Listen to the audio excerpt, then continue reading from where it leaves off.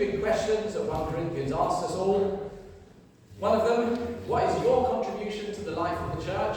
Right, that's a challenge for all of us. And secondly, what motivates you to get involved?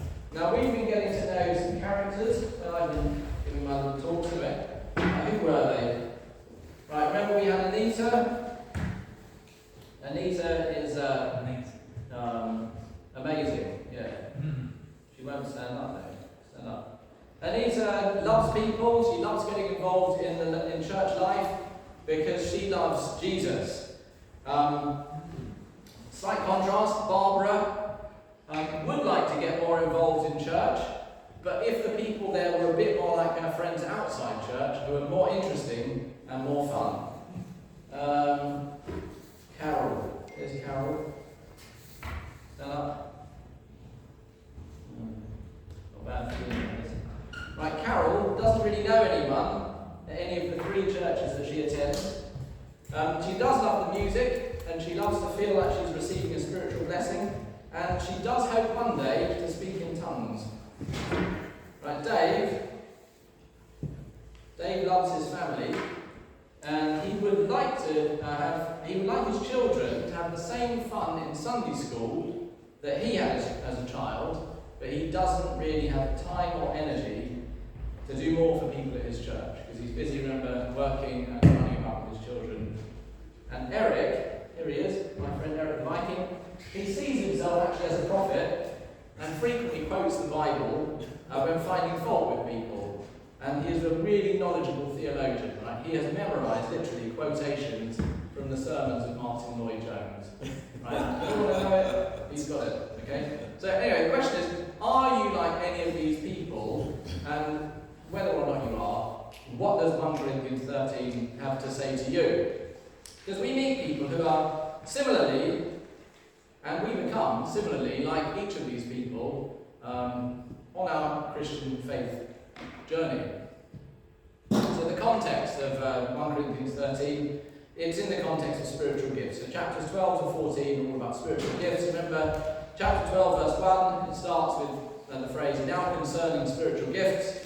And this whole reasoning, the whole line of argument which he's running goes to the end of chapter 14, where we've got to think about the whole thing, in other words.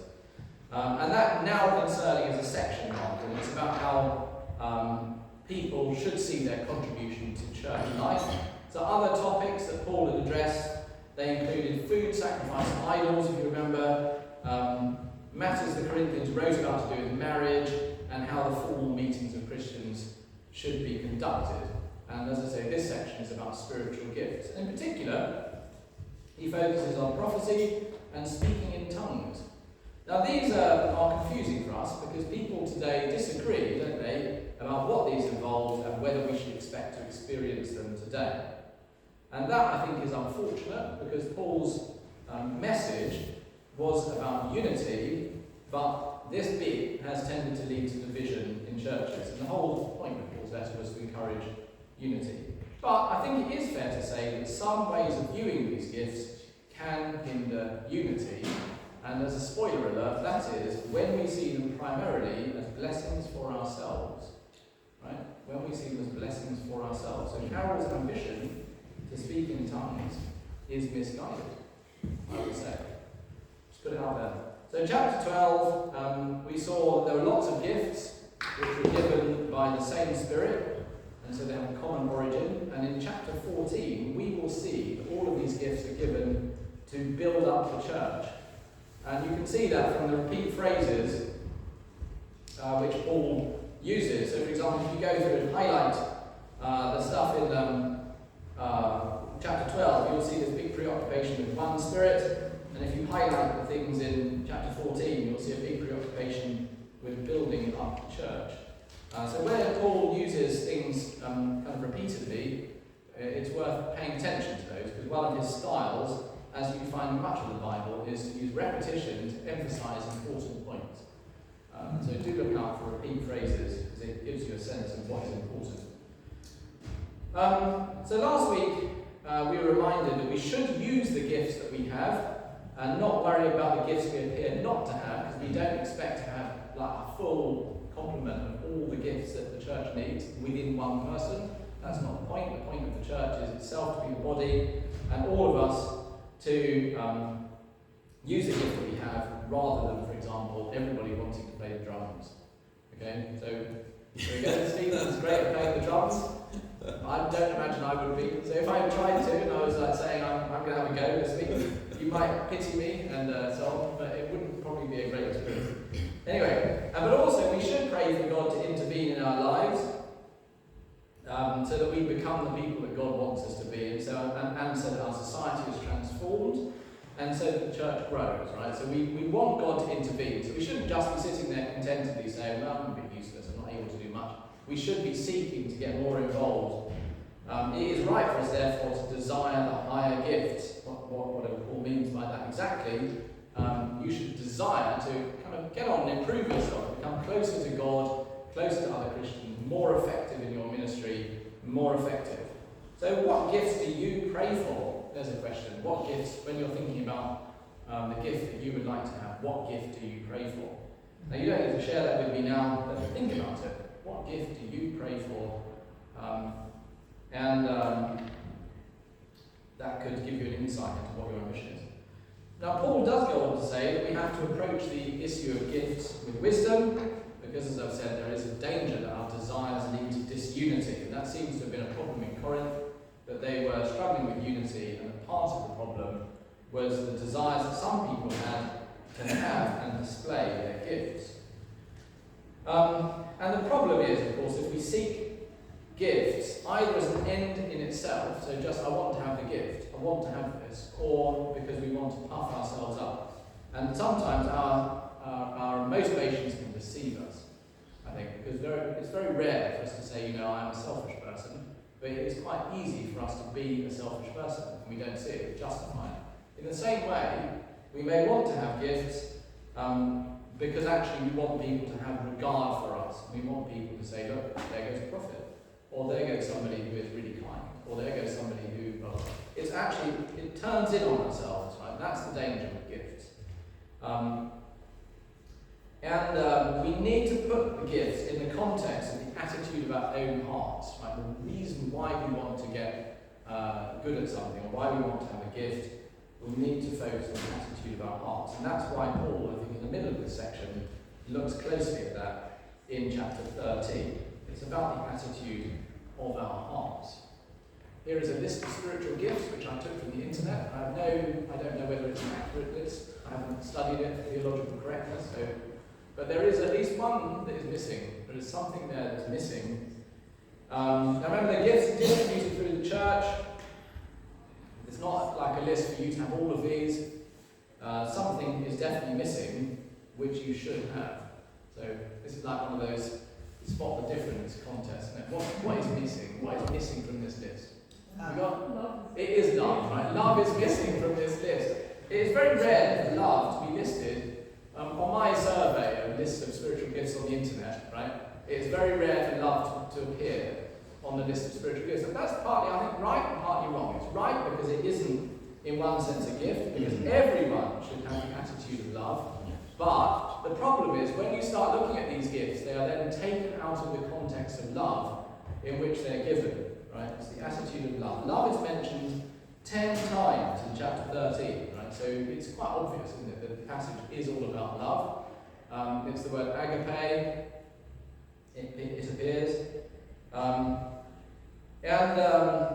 That love is more excellent than any other gift. So loving each other and pursuing love. Top and tails, the whole of 1 Corinthians 13 is central to this discussion of spiritual gifts. And Paul's point, in summary, is that a church with all of these gifts, right, a church with all of these gifts that you see on the screen, that does not have love, is not actually a Christian church. Right? So it's really efficient, it's full of people who are apostles, they're shepherding and guiding each other, they've got words of wisdom, they're doing all the stuff, they're giving hospitality to one another, they pray all the time, but actually they don't have love. What a strange church that would be. I can't imagine what it would be like. The point is, love underpins and safeguards all of these gifts. So when we pray, to grow in whatever gift we think that we would like to grow in, or what we think the church needs, we need to not forget to pray also, and above all, to grow in love. Now, of course, this is not romantic love, right? Don't get me wrong. So a church where it's sort of romantic love wouldn't necessarily be doing the job either. That's not what it's about. So it's somewhat unfortunate this passage is always read at marriages. Whenever you go to a wedding service, it's in the liturgy. You always read 1 Corinthians 13, and that, I think, has a strange effect of distorting our attitude towards it, because we immediately think of it in the context of romantic love. Right, so if you don't, good, but if you do, you need to just reprogram your mind slightly so that you think about it really as applying, as it was intended to apply, to love within the church community, which definitely is not talking about romantic love, right? It's not about dating everybody, it's about what Paul says it's about, which is love in the church.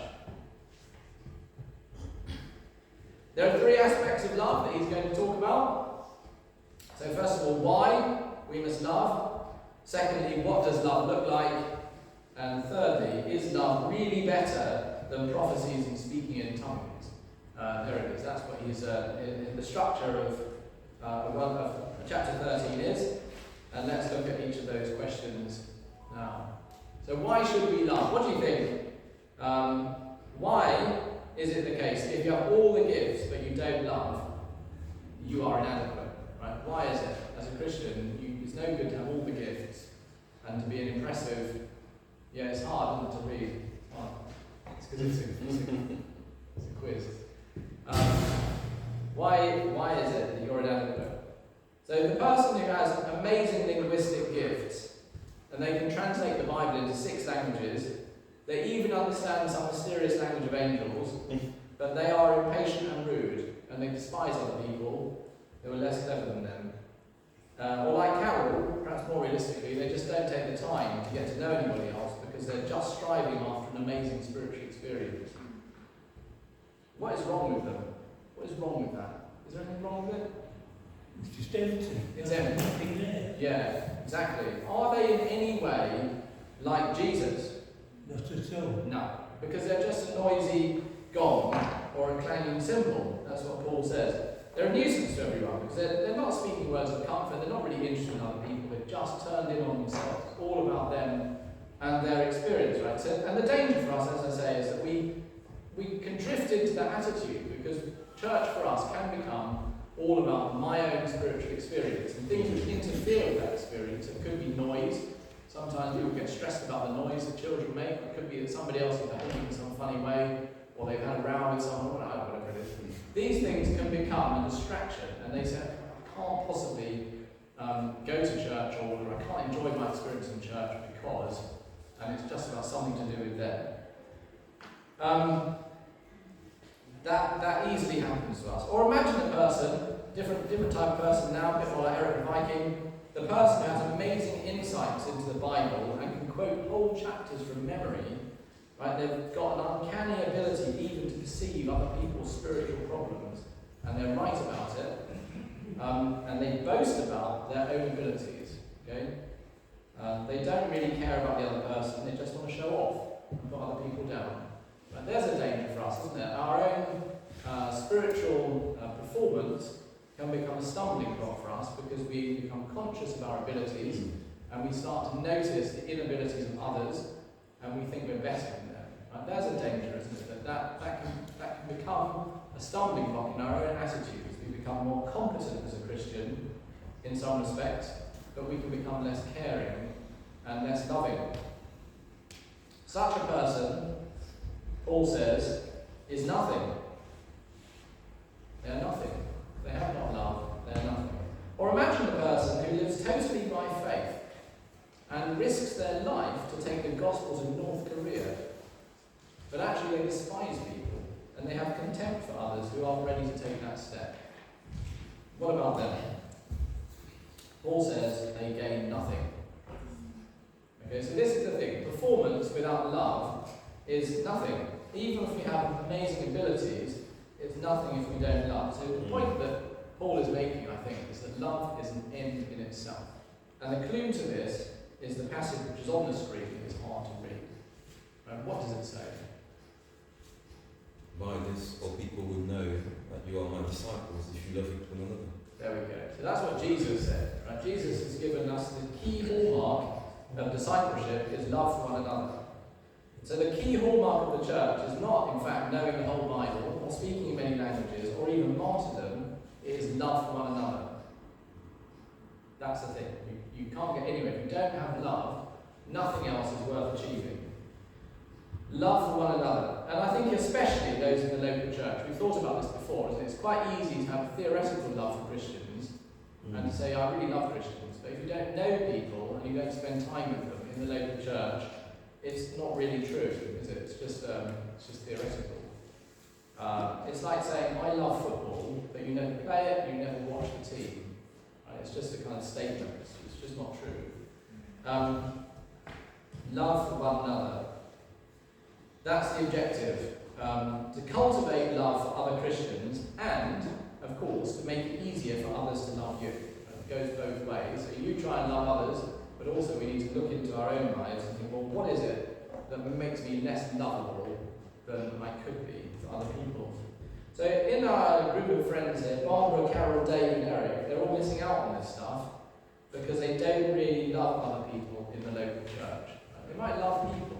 There are people that they love, perhaps, but they're not directing that love towards people in the local church. They're not investing their time, their abilities. They're not, getting to know people. The only one who is actually is Anita.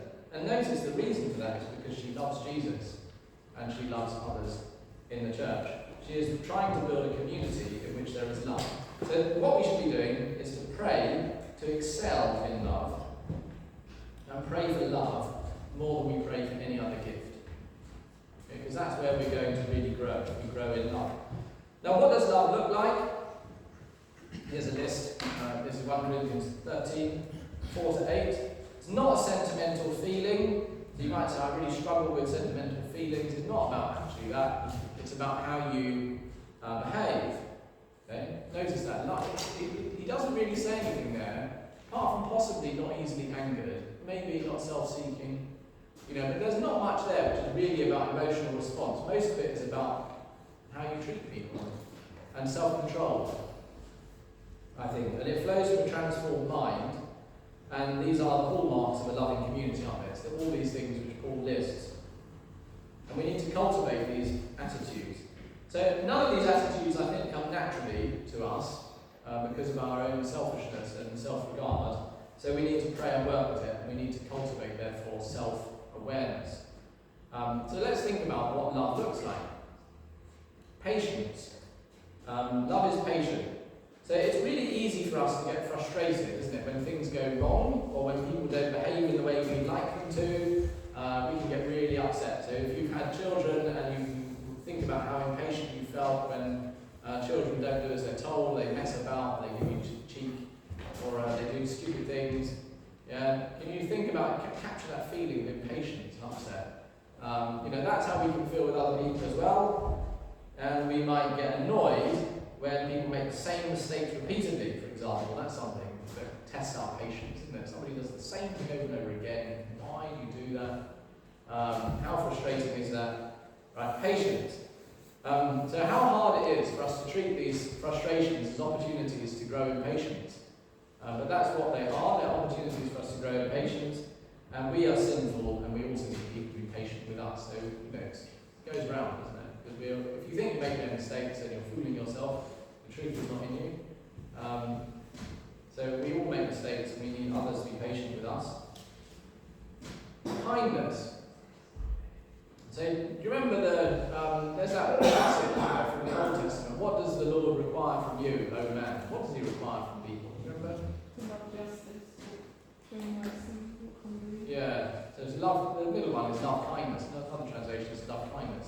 Act justly, love kindness, and to walk humbly with your God, until you translate it. So there we go. The three things that God requires from all of mankind is to love kindness. And it's unsurprising, therefore, that he wants us to be kind within the church, because we're supposed to be modelling redeemed humanity, love kindness.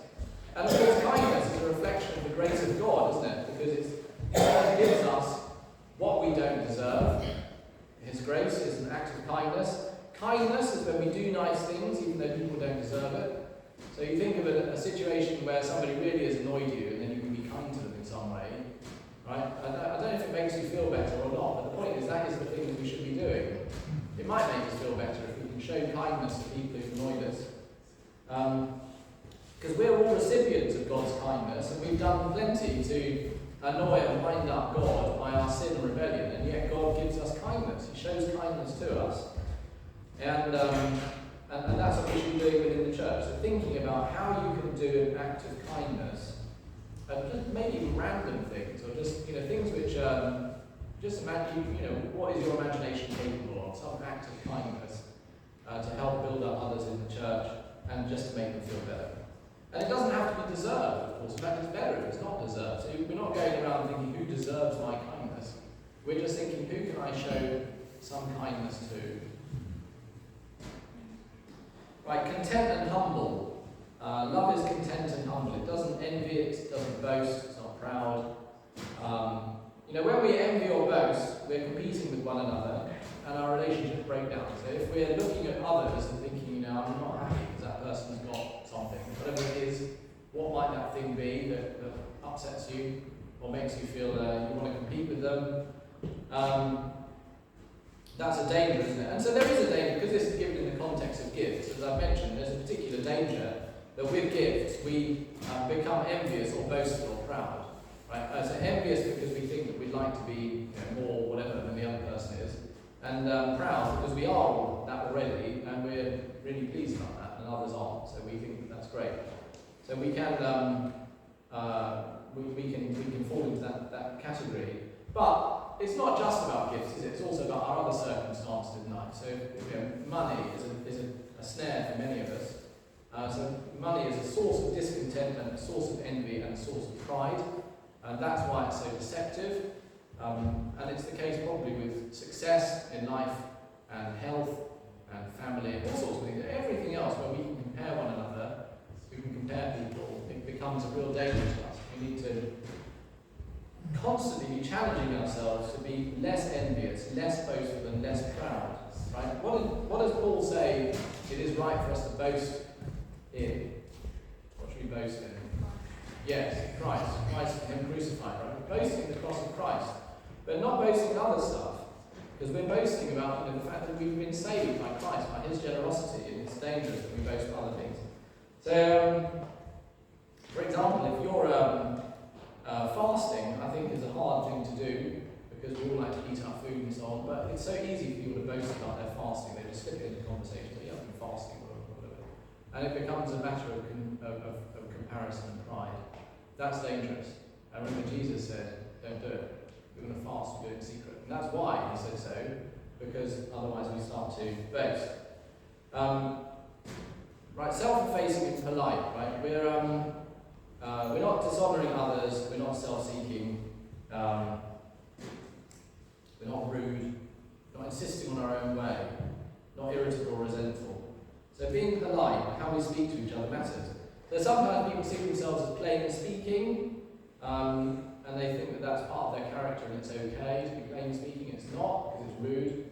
So rudeness destroys relationships because people justifiably get irritated if people are rude to them. Maybe we shouldn't. Maybe we should just be a bigger person and not be upset when someone's rude, but it's quite hard, isn't it? So in a church, why wind each other up? Why be rude? So we need to think about how we speak to each other, and if we have a tendency to be rude, then we need to think about how we can be better at being less rude, being more polite to people, and just thinking about what's a good way of putting this point, rather than making it hard for others to walk alongside us.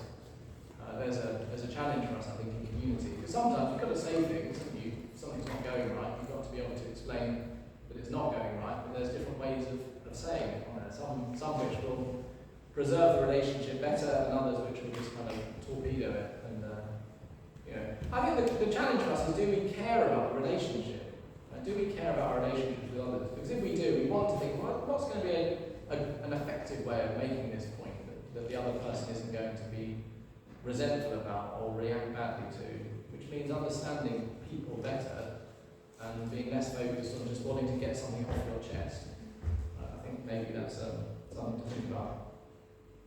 Being considerate and pleasant, So community is really about compromising, isn't it? It's not about getting your own way the whole time. And seeing things from other people's perspectives. So you might find that you get annoyed if you're thwarted. Right? If something doesn't go right, you've got your plans all sorted out, and you get really upset. Like, I don't know, what's a good plan? Technology is always upsetting me. I want to do something, I can't. You know, it's easy, isn't it, to get irritated. And if other people, they get in your way at that point, then you can be upset with them as well. So I think the solution to this is to develop a sense of humour. Yeah, I think we all need to develop a sense of humour, and instead of getting frustrated, we need to try and laugh at things which have gone wrong. Or indeed see it as a piece of performance art. I think that's a challenge, you know. I went to see this funny exhibition by Marina Abramovich, right? These weird things, this performance art where she's just standing there doing weird things. And you think, you know, maybe life is just that, it's just performance art. We can look at it and we don't have to be too involved. Right, forgiving and looking for the good in others. At the heart of the Christ-like community is forgiveness, because of course God has forgiven us. We need to forgive each other. So holding on to resentments and thinking about all the last time when somebody did that, that's really going to not help with relationships. As if we make mistakes, and other people make mistakes, the only solution to that is to look for the good in people, isn't it? So if somebody is no good at something and they keep doing that thing badly, try and think of what they are good at, and then maybe you can see them in perspective. And of course, not rejoicing when we're finally proved right that somebody is incompetent. Right? I think sometimes there's that word Schadenfreude, you know, this delight in other people's misfortune. I think that's perhaps because it makes us feel better about ourselves. Right? We need to cultivate an attitude which doesn't include that. We're not rejoicing when other people come a cropper. I think we need to think about this a lot, don't we? Because sometimes it's just so easy for us to do that. When we're looking at the concept of suffering in the book of Job, for example, and the attitude of Job's friends, one of the things that they seem to be doing is just blaming Job and saying, well, there's obviously a reason that this has happened to you. And how easy it is for us to fall into that category, even when there is no reason. You know, somebody is ill, and we immediately think, well, it must be because, you know, you did something, you know, whatever it was you did. You know, so somebody is very, very sick, but because you ate the wrong food, or it's because you didn't get any exercise, or, you know, we'll kind of blame people for their own suffering. Why do we do that? I think possibly it's because it makes us feel that maybe that won't happen to us then, because we don't have that same health problem. We don't want a health problem, and we can think, right, well, I don't eat unhealthy food, so that won't happen to me. I don't know why, but you know, these are just some ideas. But I think easily for us, we can, in a way, rejoice when something goes wrong for someone, because it makes us feel better about ourselves. And that's not the right attitude either, is it? We need to persevere with each other. Love always trusts, always hopes, always perseveres. Persevering. Love is about building tolerance and building a bigger character, so we can continue to do good and not tire of doing good, even when other people don't deserve it. And that's because God, of course, perseveres with us. So there we go. I think that's quite a big ask, isn't it, when he says this is what love looks like, because we're supposed to encompass within ourselves all of these aspects of love. This is what we need to pursue. And unlike the gifts, which we can accept that somebody else is a better administrator than us, and we don't have to do that job, with love, we can't say, yeah, but I'm just not very patient, you know, and somebody else can do the patience, and I'll do the lack of envy bit, right? And that's not how it is. We're supposed to embody all of them, and if you're really good at administration, that doesn't mean you get to be rude, for example, or you get to display a lack of love in some way. Or like you might be really good at prophecy, but you still can't boast, right? It's all part of the same package. So love, there we go, love is about appreciating each person that God has brought into the church, taking the time to try and understand each other and to invest in one another's growth. So there's a challenge for each of us. It's about getting to know each other, investing in each other, and being patient. Right, there's going to be a quiz at the end, by the way, boys, so hopefully you're paying attention. You can answer the questions later. Right, so audit your own attitudes. Right, audit your own attitudes. And so one thing you could try and do is to replace, if you read verses 4 to 8, and replace the word love with your name, then you will see which bits you most struggle with. Okay? And that's not so that you can smugly say, yeah, I knew I wasn't very patient. And it's true, I'm not. It's so that you can see the area that you need to work on, and therefore that is your development program. Okay, so if you're reading through it and you're saying, you know, who'd like to do this exercise? Anyone like to do a live demonstration of how easy it is to say the words? Probably I knew you wouldn't. No, nobody wants to do it. But you might be going through the words and you might think, you know, Jason keeps no record of wrongs. There we go. And then you think, actually, it's not true. You see? He does.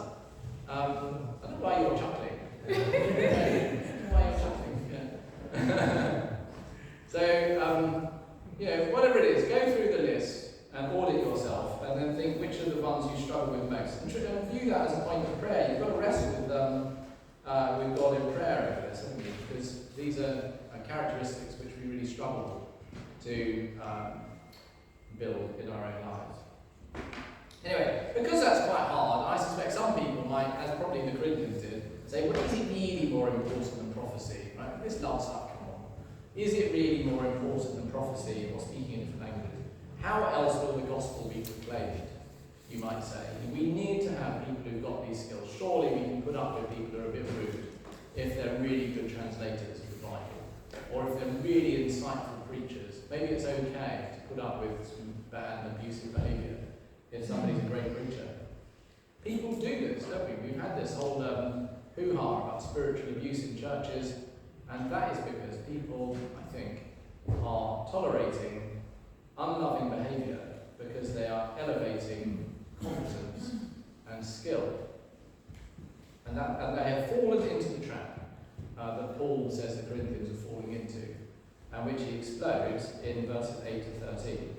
What is Paul saying in verses 8 to 13? Now, when this passage is read in a church service, I think it's actually very hard to understand. But when you read it in the context of chapters 12 to 14, I think it's more straightforward.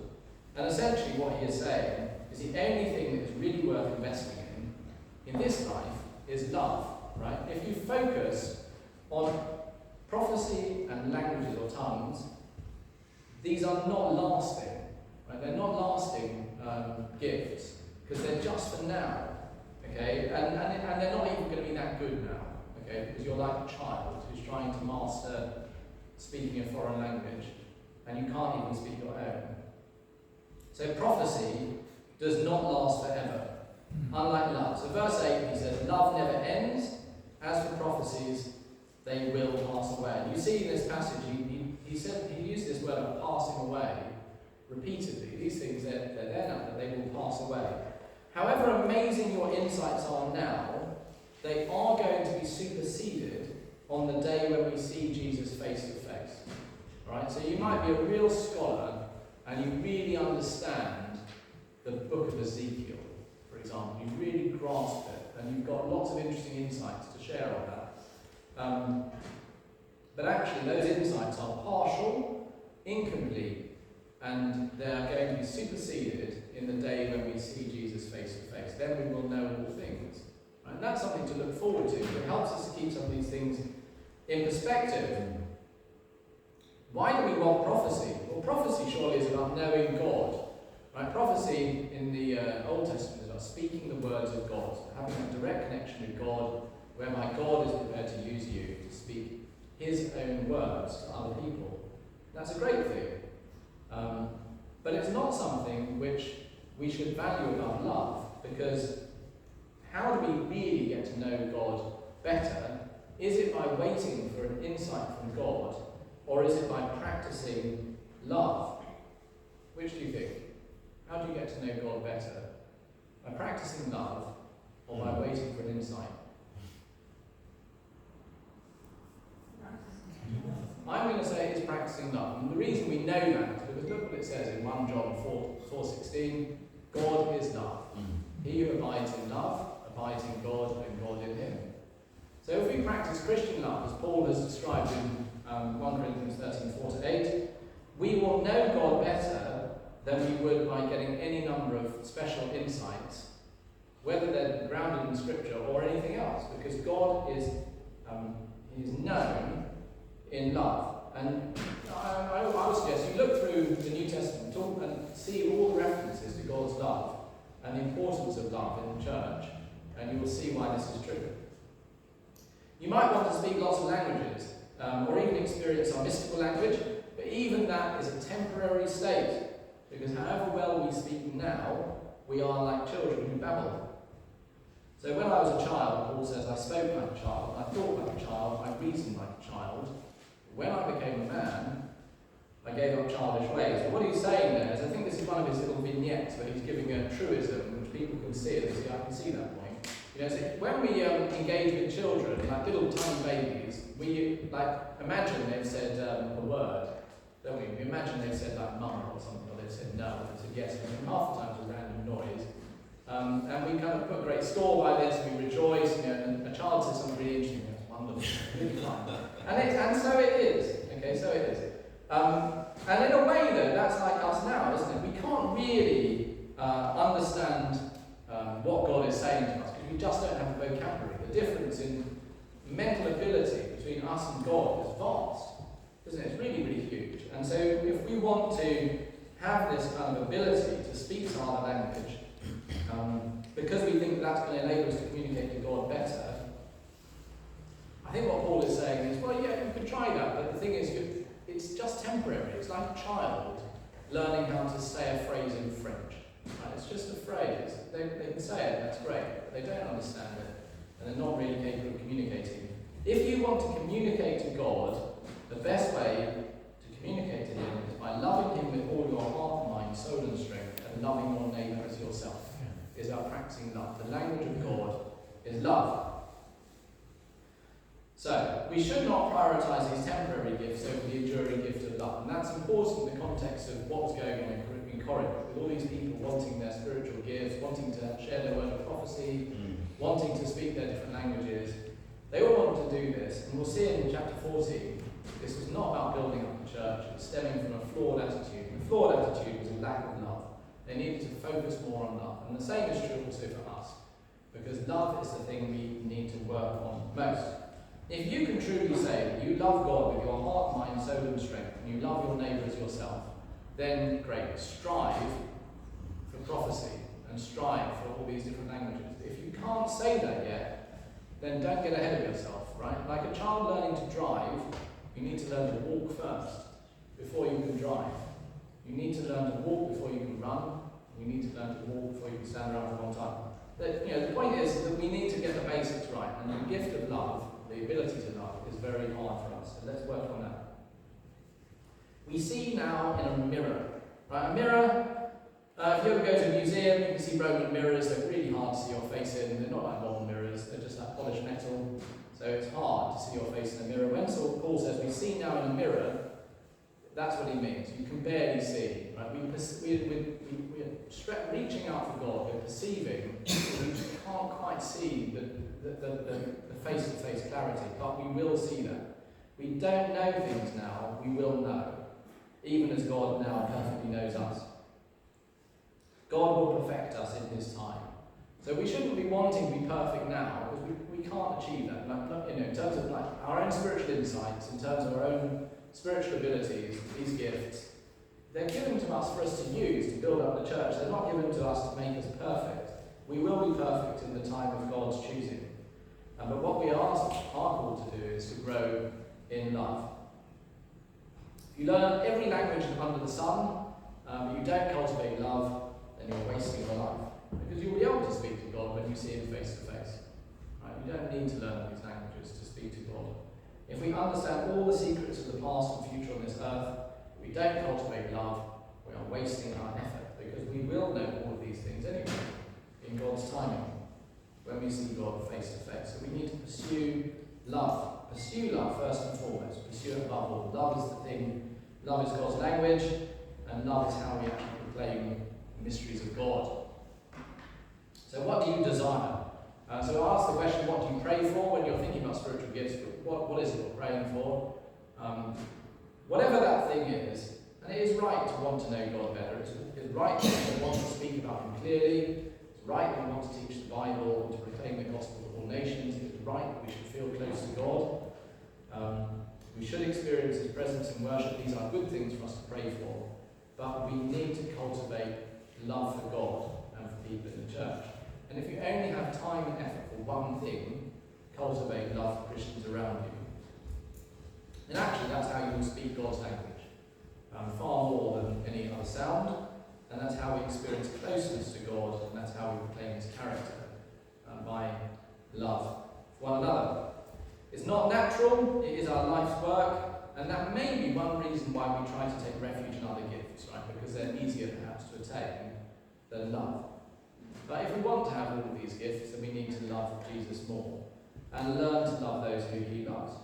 So remember, 1 Corinthians 13:4-8 is about appreciating people. Each of us is a person for whom Jesus Christ died.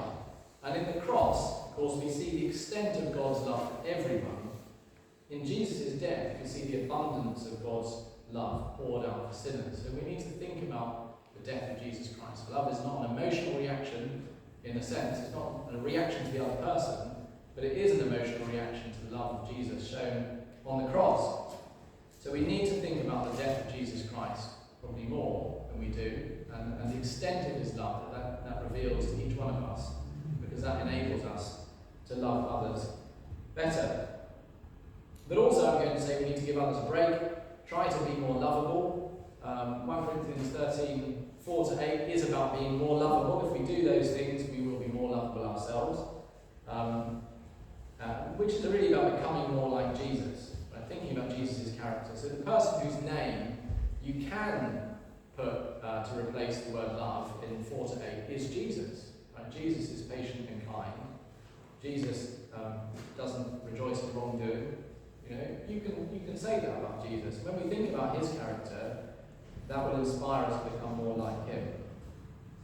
Because of course we are supposed to be imitators of Christ, aren't we? We're supposed to imitate Christ, and this is how we can do so, by showing love to others. And then we can change. So this is practical teaching, isn't it? It's about changing ourselves, and about how we use our time, how we control ourselves. It's about thinking how we would like to be treated, and starting to treat others like that. Getting to know other people, allowing others to know us. Above all that, it's about allowing God to work in us. God wants us to excel in love. Love is the summary of the law. You know, there it is, the summary of the law on the screen. Love is the language that expresses God's character. It's the message for mankind. Love is what brings us true joy. Love is what it's about prioritising what really glorifies Jesus. Because when we love others, we're making Him known. We practice loving, we become most like God. We become most the people who God made us to be.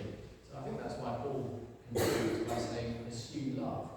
The greatest of these is love, of all the things. The greater even than faith, greater even than hope, is love. There we go, that's what he says. We should pursue it. And don't take refuge in empty knowledge or technical ability, but pursue love. Well, shall we sing a song? We're going to sing, actually, I think, Love Divine.